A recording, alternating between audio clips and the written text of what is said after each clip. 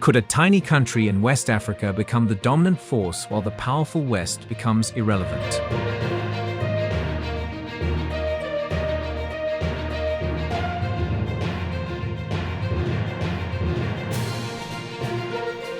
Could the West, with all its riches and influence, be secretly afraid of what is going on in Burkina Faso at the moment? While Europe and America are running out of time, it appears that one African country has the plan for Africa's whole future. Burkina Faso is creating a new metropolis and accomplishing things no one ever imagined possible. You'll be shocked by the information. But are they succeeding without help from the West? Let's investigate. Captain Ibrahim Traoré's leadership in Burkina Faso has been marked by ambitious plans for development and sovereignty. And one of the latest initiatives under his administration is the launch of Renaissance City. This project is seen as a symbol of the country's drive toward modernization and independence from neocolonial influences, aligning with Traoré's broader vision for Burkina Faso and Africa. Renaissance City is part of a strategic initiative to rebuild and transform Burkina Faso into a nation with enhanced infrastructure, social services, and economic stability. It aims to foster urban development, create jobs, and serve as a model of self-reliance and resilience. Burkina Faso is not just planning a city under President Ibrahim Traoré's determined leadership. It represents the emergence of African sovereignty and the end of Western domination. There is more to the Renaissance City than merely its physical structure. It is a massive middle finger to the West, a revolution, a proclamation that Africa is independent of outside influence, approval, and help. The West cannot stop Africa from building its own future. No one can blame Africans for believing that the outside world is not very interested in their continent, with the possible exception of purchasing weapons and counter-terrorism, or extracting natural resources like oil and gold. In a famous statement, former US President George Bush called it a nation rather than a continent, with 54 extremely different nations, each with its own distinct historical interests. President Trump's remarks toward Africa were also terrible.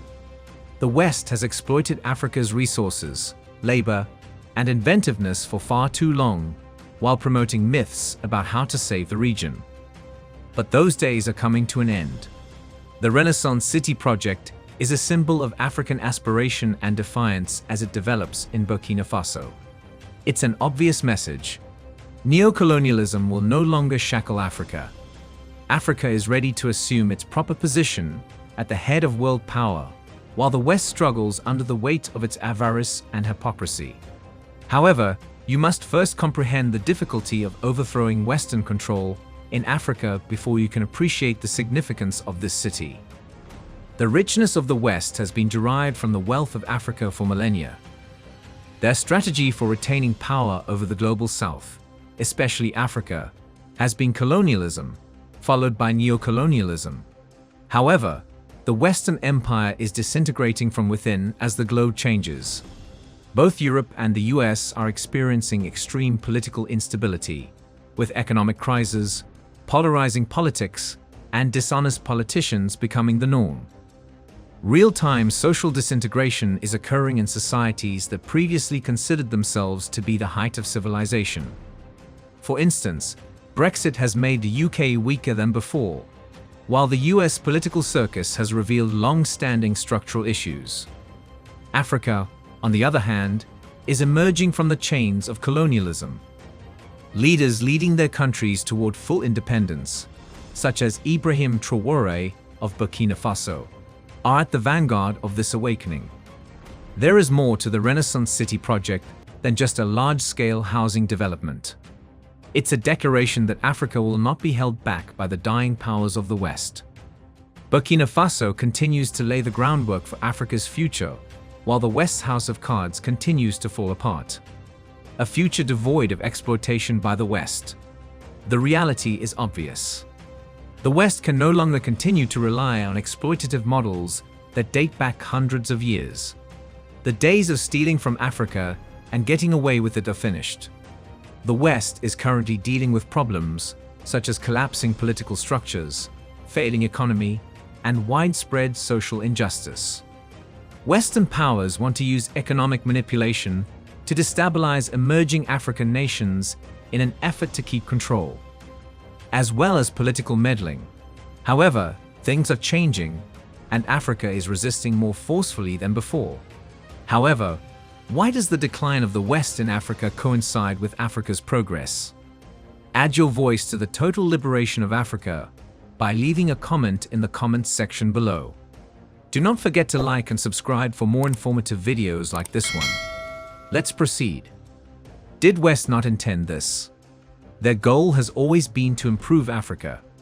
Therefore, how is Africa negatively impacting the West if it is improving? Africa is rising, not with freebies, but with vision and resolve. While the West is mired in a downward spiral of social upheaval, political turmoil, and economic collapse. One illustration of Africa's resurgence is the Renaissance City project. Homes and infrastructure are not the only things involved. It stands in opposition to the West's long-held notion that Africa cannot prosper without its meddling. Africa is using its own resources, wealth, and tactics to construct its own future. Burkina Faso is at the forefront of this movement. Traore's pledge of 50,000 homes is only the start of a much bigger movement that will spread throughout the continent. Africa no longer has to grovel for scraps at the table of world powers. African countries are taking control of their own destiny as we see the beginning of a new age. In contrast, the economies of the West, which were once powerful, are now in danger of collapsing. For instance, the US is dealing with historically high levels of inflation, national debt, and a shaky political system that is becoming less and less legitimate every day. Europe's economic and political problems cannot be solved by its severely divided union. African countries, however, under the leadership of visionaries such as Traore, are establishing the foundation for a future in which Africa not only survives but flourishes. Specifically, the Renaissance City project is revolutionary. Traore is proving that Burkina Faso, and indeed Africa, can create its own future by rejecting the antiquated Western model of reliance and exploitation. Africa is emerging from the ashes of colonial oppression, while the West is collapsing under the weight of its avarice. It's critical to keep in mind that the West has historically employed infrastructure development and housing as means of control. African countries were enticed into so-called development projects for decades by international financial organizations like the World Bank and the International Monetary Fund, as well as by foreign investors. These initiatives were essentially debt traps created to keep African countries dependent on Western interests. However, this cycle is broken by Traore's vision for Burkina Faso. The 50,000 residences that Renaissance City has planned are more than just a showpiece fix for the housing need. They serve as the cornerstone of true economic empowerment. Local labor, locally produced materials, and African capital are being used to build these homes. Africa succeeds in this way by taking complete control of its development rather than relying on Western funding or getting caught in the same debt traps that have devastated so many countries. The Renaissance City is even more revolutionary since it encompasses more than just housing. Regaining sovereignty is the goal. The goal is to demonstrate to the world that Africa can and will develop her cities independently of foreign assistance or conditional loans. Africa is demonstrating its independence, and the West finds this intolerable. In the past, housing projects financed by international development organizations or foreign aid have frequently caused more issues than they have solved. Every home that is constructed typically has a secret agenda. They frequently include terms that deprive countries of their independence and subject them to the sway of international organizations or foreign companies. And who gains from this? Western elites, while African countries are left with massive debt and no compensation. In contrast, the Renaissance City represents Africa reclaiming its dominance. This project deviates from the conventional approach. It has nothing to do with gaining favor with Western countries or pleasing international investors. Burkina Faso is claiming its position as a leader in a new Africa instead. It's about Africans building homes for Africans. The goal is to guarantee that the money made from these initiatives remains in Africa and is put to work improving the lives of its citizens. How will the West handle this, we now wonder? I would argue that the US and Africa's perceptions are fixed and well out of date. Mostly during the 20th century. This is present at all levels of American culture. Therefore, in general, Africa is viewed as a humanitarian situation that requires assistance and is plagued by terrorism, corruption, and conflict. The Western media will minimize its importance as Burkina Faso pushes on with its Renaissance City project. In the hopes if it fails, they will call it just another African development plan. After all, the prospect of an independent Africa that no longer requires them frightens the West more than anything else. However, the truth is that the West's influence is rapidly diminishing. Their influence over African countries is slipping away from them like sand, and their hold on the world economy is becoming less. The Western worldview is based on a quickly dissolving illusion of authority. They have long depended on their military power, their command over the world's banking institutions, and their capacity to control global affairs in order to hold onto power. However, that illusion is vanishing as Africa rises. Africa no longer has to submit to the whims of Western countries, as demonstrated by the Renaissance City. The success of Burkina Faso will encourage other African countries to do the same, releasing themselves from the shackles of foreign rule. African countries like Burkina Faso are setting themselves up for a better future as Western economies falter under the weight of their excesses. They are aware that the dominance of the West cannot last. However, they are helpless to halt Africa's ascent. The city of Traore's revival is only the first step. It symbolizes a time in the future when African countries will make the decisions on the international scene. The West's desire to downplay this achievement is hardly surprising. They have had a firm hold on Africa for millennia. They have dominated the story. Both the people and the resources have been under their control. However, that hold is slipping. There is more to the Renaissance City than merely a housing development. It serves as a reminder to the rest of the world that Africa is prepared to join the table. And it won't be as a guest this time. Africa is here to take the lead. The truth will remain unchanged despite efforts by the Western media to minimize the importance of initiatives such as the Renaissance City. Africa is growing while the West is deteriorating. As the Renaissance City develops, it will act as a model for other African countries, encouraging them to emulate Burkina Faso and forge their own destiny independent of the West. Let's investigate the economic effects of this new endeavor while the lies persist. It is impossible to exaggerate the Renaissance City's economic importance. There is more to this project than merely houses.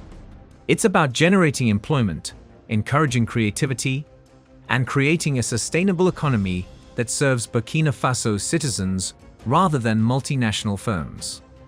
African independence lies at the heart of Traore's concept for the Renaissance City. The project will benefit Africans and constructed with African labor and funds. The West is scared of this paradigm of economic independence.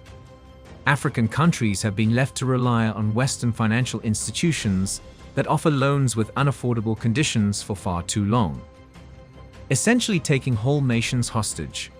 These organizations, such as the World Bank and IMF, have only served as instruments of economic imperialism. Traore, meanwhile, is categorically rejecting this concept. He is aware that genuine economic development originates domestically rather than through loans or foreign assistance that have terms intended to put Africa in a perpetually dependent position. This new economic paradigm is embodied in the Renaissance City project. Burkina Faso is making certain that the advantages of this enormous development remain inside its boundaries by emphasizing local labor and resources. The Western model of growth, in which foreign corporations come in, steal all the profits, and leave nothing behind but debt and dependency, stands in sharp contrast to this. Because it contradicts all the West stands for, they are unable to compete with this paradigm.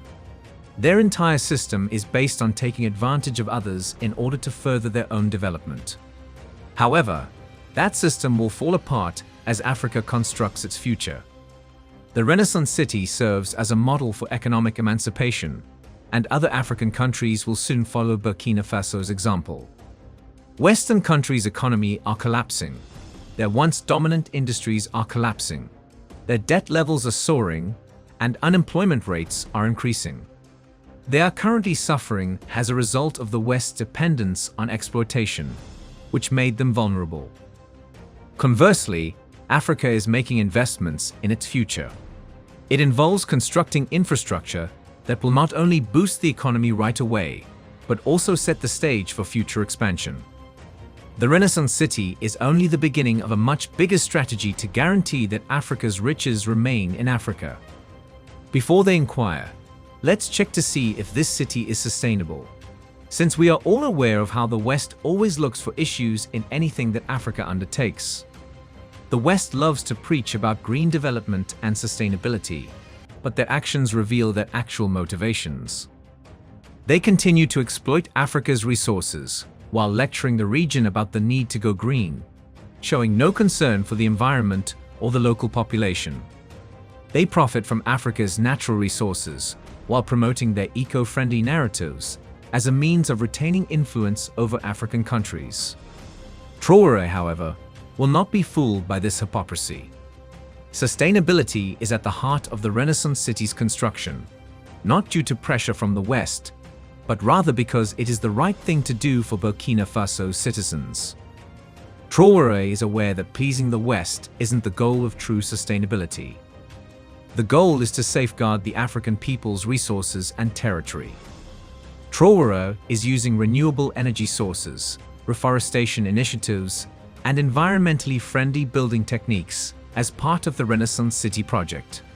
This goes beyond lip service. This is actual, palpable progress in Burkina Faso's direction toward a sustainable future. And the West doesn't need to get involved for this to happen. Despite Western efforts to maintain Africa's reliance on its antiquated energy networks and exploitative behaviors, it is still taking place. The concept of sustainability in the West is merely a front. They continue to exploit the continent's resources for their own benefit, while lecturing Africa on the importance of environmental stewardship. However, Africa is no longer following Western norms. Africa can and will set the standard for sustainable development on its own terms, as demonstrated by Traore's Renaissance City. And what does Africa's future hold? The Renaissance City is a symbol of what Africa can do when it takes charge of its own future, and a ray of hope for the continent. Meanwhile, the greed and conceit of the West are causing it to collapse.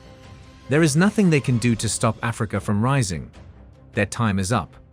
This is about a continent-wide awakening, not just about Burkina Faso.